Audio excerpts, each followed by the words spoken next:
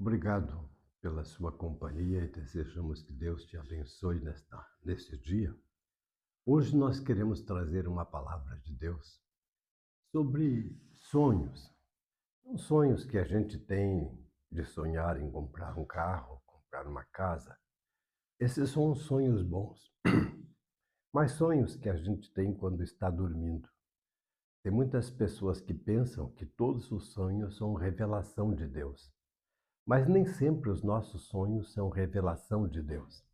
Às vezes os nossos sonhos é simplesmente os nossos desejos. Os sonhos são simplesmente, por exemplo, como quando você sintoniza a televisão.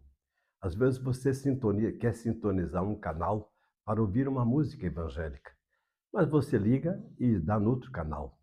Às vezes os nossos sonhos sintoniza as nossas emoções, sintoniza os nossos desejos humanos. Às vezes a pessoa tem um desejo e aquele desejo se torna tão ardente que ele começa a ter sonhos sobre aquilo. Mas nem todo sonho é uma revelação de Deus. Agora, é claro que na Bíblia fala de sonhos como, por exemplo, a interpretação de José do Egito, do sonho de Faraó. Lá no livro de Daniel, a interpretação do profeta Daniel sobre os sonhos do rei Nabucodonosor. A Bíblia está cheia de sonhos que foi revelações que Deus deu de acontecimento que iria acontecer. Mas nem todo sonho é uma revelação. Agora, o sonho, às vezes as revelações, quando a gente tem um sonho que é uma revelação, aquilo fica muito vivo. Aquilo você acorda de manhã se lembrando de toda aquela realidade do sonho. Eu sempre me lembro de uma ocasião que eu vinha da Bolívia para o Brasil e vínhamos de trem e pela manhã eu passei por um sono. E naquele sono que eu dormi um pouquinho, eu tive um sonho. E foi impressionante. No meu sonho, eu cheguei numa ilha. E naquela ilha tinha muita gente que tinha desaparecido. Era rastros de pessoas por todos os lugares. E eu vi que era uma fera que matava as pessoas naquele lugar. E eu saí caminhando. E repentinamente, aquela fera me atacou por trás. E quando eu me virei no meu sonho para ver o que era a fera, era um urso enorme. E quando aquele urso me atacou por trás, eu olhei a cara do urso, o rosto do urso. Sabe quem era? Um amigo meu, uma pessoa que eu conhecia, um companheiro de trabalho. Aquele urso me atacou e eu consegui vencer aquela fera.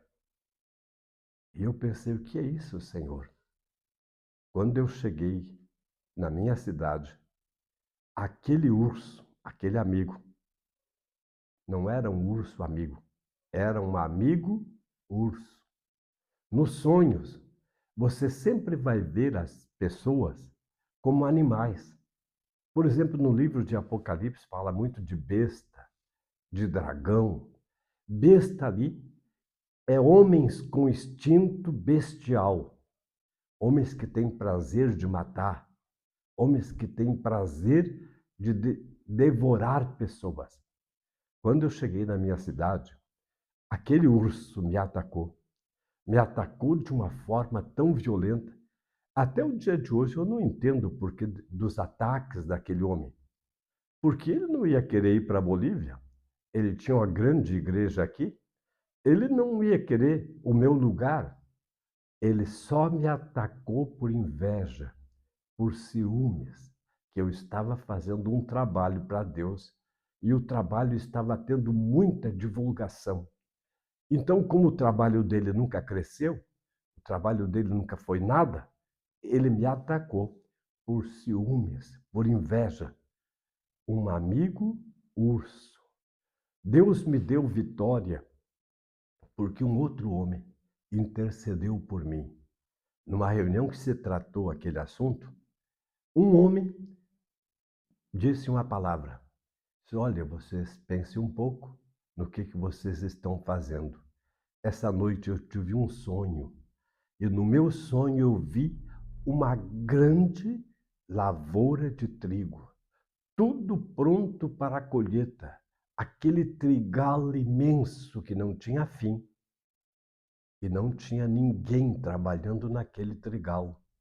Eu só vi naquele trigal o pastor Clodomiro com uma colheitadora. Era a única máquina que estava colhendo aquele trigo. Vocês vejam o que vocês estão fazendo.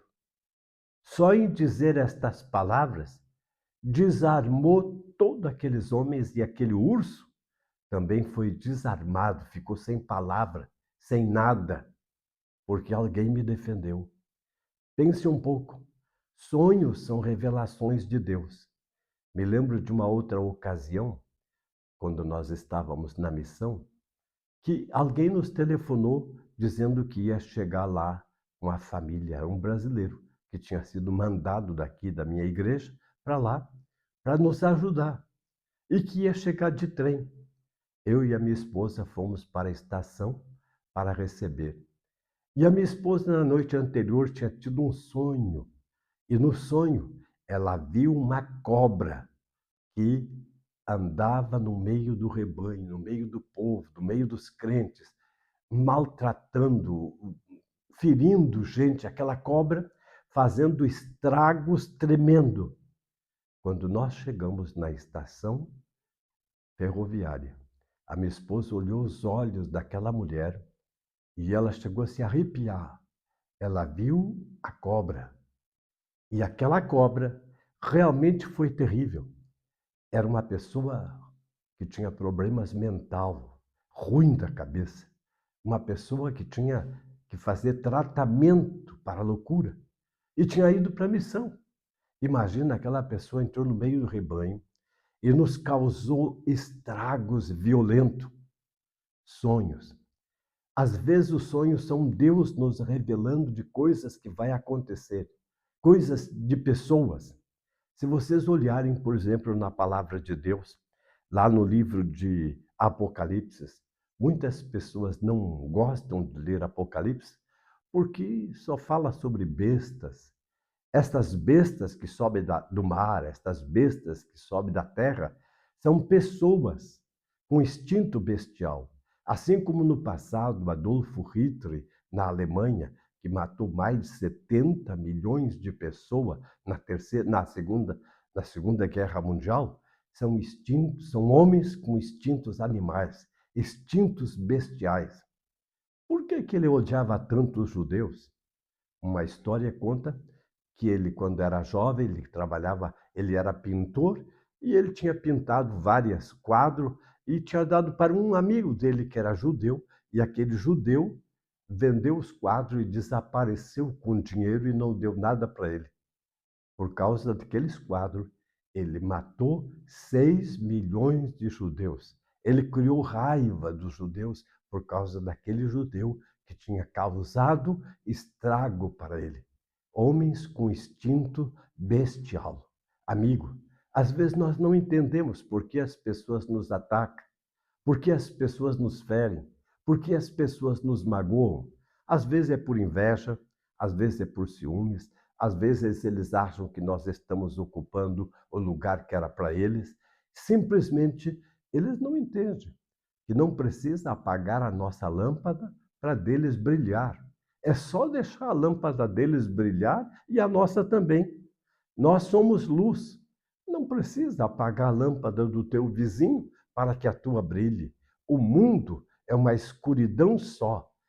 Há um hino em espanhol que diz: deixa resplandecer a luz. Deixa a luz de Deus brilhar em ti. Uma das palavras de outro louvor é enciendam na luz, ou acenda uma luz. Deixa a luz de Deus brilhar. No filme que conta a história de Che Guevara, conta que eles estavam passando um rio caudaloso, ele e um amigo, e ele remando, remando. Então na canção ele diz assim: amigo, une o teu remo ao meu, porque eu vi uma luz do outro lado do rio. Amigo, quando a gente vê uma luz do outro lado do rio, no meio de uma noite escura, é uma esperança. Une o teu remo ao meu. Não precisa simplesmente destruir o meu remo. Vamos remar junto. Vamos deixar que a luz de Deus chegue nas nossas vidas, na nossa casa, na nossa família, no nosso lar, no nosso bairro. O mundo precisa de luz. Luz da palavra, luz do conhecimento, luz de bons cristãos, luz de Deus para resplandecer no meio dessas trevas tão tenebrosas. Pense um pouco aqui nesta palavra no livro de Apocalipse, no capítulo 12, e no verso de número 3. Diz assim: quando o dragão foi lançado à terra, começou a perseguir a mulher que dera luz ao menino. E foram dadas à mulher as duas asas da grande águia, para que ela pudesse voar para o lugar que havia sido preparado no deserto, onde seria sustentada durante um tempo, tempo e meio tempo, fora do alcance da serpente. Então a serpente fez jorrar da sua boca água como um rio para alcançar a mulher e arrastá-la com uma correnteza. A terra, porém, ajudou a mulher, abrindo a boca e engolindo o rio que o dragão fizera jorrar da sua boca. O dragão irou-se contra a mulher e saiu para guerrear contra os restantes da sua descendência, os que obedecem os mandamentos de Deus e os mantêm fiéis ao testemunho de Deus. Então o dragão se pôs em pé na areia do mar. Toda esta simbologia aqui, pense um pouco. O dragão aqui é uma imagem de Satanás, o opositor, aquele que quer destruir. A mulher aqui é a igreja sendo perseguida por Satanás, sendo perseguida por todos os meios que queriam destruir. Às vezes nós pensamos que nos dias de hoje não tem nada que queira destruir a igreja. Tem sim. Tem muita coisa que quer destruir o verdadeiro evangelho, destruir a igreja. Aqui, por exemplo, que o dragão lança correntes de água, mas algo acontece. A terra abre a sua boca e engole a água do rio que o dragão tinha lançado. Aqui a terra é o governo humano, é os governos de países que, quando nas perseguições contra a igreja, contra o reino de Deus, governos bons, governos humanos, simplesmente protege os filhos de Deus, protege os cristãos, não deixam o dragão destruir. Toda esta simbologia aqui, às vezes você tem sonhos. Os sonhos, às vezes, você sonha com animais. Quando a gente sonha, por exemplo, com um cachorro no sonho, o cachorro é uma traição, ele é um animal traiçoeiro. Quando você sonha com serpente, a serpente é uma figura de pessoas que vão querer te trair, te morder, te ferir. A serpente é um bicho danoso quando você sonha. Agora, quando você tem sonhos tranquilos, chuvas, às vezes a chuva, quando é uma chuva torrencial, destrutiva, é perseguição. Mas quando é uma chuva mansa, tranquila, aquilo é prosperidade, aquilo é paz. O que nós precisamos é conhecer umas pequenas coisas, saber interpretar os nossos sonhos. E sobre todas as coisas, nunca se esqueça a paz com Deus, a paz de Deus, paz na tua família. Vai superando todas as coisas. Não se guie muito por sonhos também. Sonhos são emoções, às vezes. Sonhos são simplesmente coisas que o nosso espírito, às vezes, quer vivenciar. Mas você, quando tem um sonho, que é uma coisa real, e pense um pouco, Se é um sonho de Deus, não te preocupa, vai acontecer, para o bem ou para o mal. Mas se é uma revelação de Deus, vai acontecer. Agora você sempre tem que se lembrar, tudo passa. O ano tem 365 dias. O dia tem 24 horas. Seja bom ou seja ruim. Seja que você esteja doente, o mês tem 30 dias. Simplesmente se você está bom, também tem 30 dias. O dia tem 24 horas. Se você está doente ou se você está bom, tem 24 horas. Tudo passa. O que nós precisamos é ouvir o que Deus disse na palavra para o Paulo. Te basta a minha graça. Ontem falamos sobre a graça e hoje voltamos a trazer esta palavra para que você simplesmente não se preocupe. Talvez você está impressionado por algum sonho, impressionado por alguma coisa. Se é de Deus, vai se cumprir. E se não é de Deus, deixa isso passar. Não fica inculcando coisas na tua cabeça. Não te preocupa. Trabalha mais, sai para o trabalho no mesmo horário, volta no mesmo horário, passa mais tempo com a tua família e Deus vai te abençoar e te dar graça. De novo, nós queremos orar por ti. Talvez você está preocupado com alguma coisa, mas o Senhor vai tirar do teu coração toda intranquilidade, toda falta de paz. O Senhor vai te abençoar, vai ser contigo e vai te fazer prosperar. Fecha os teus olhos aí onde você se encontra e vamos orar junto. Querido Deus e Pai, olha pelos nossos irmãos, os nossos amigos, pessoas que nos são caras, Senhor, como, por exemplo, o pastor Sérgio Francisco da Silveira. Todos esses anos o teu servo ainda está lá na Bolívia. Abençoa ele, a sua família, seus filhos, que estão dispersos por vários lugares. Guarda e protege que sejam abençoados por ti. Os amigos, Senhor, que sempre entram em contato, dizendo que nos sintonizam, que nos ouviram e que escutam a palavra ministrada.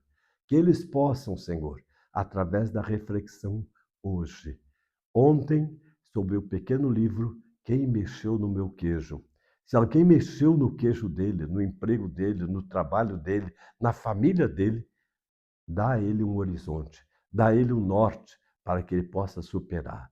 E se ele tem tido sonhos que o tem preocupado, ajuda ele, Senhor, a confiar em Ti, porque a confiança em Ti é que supera todas as coisas.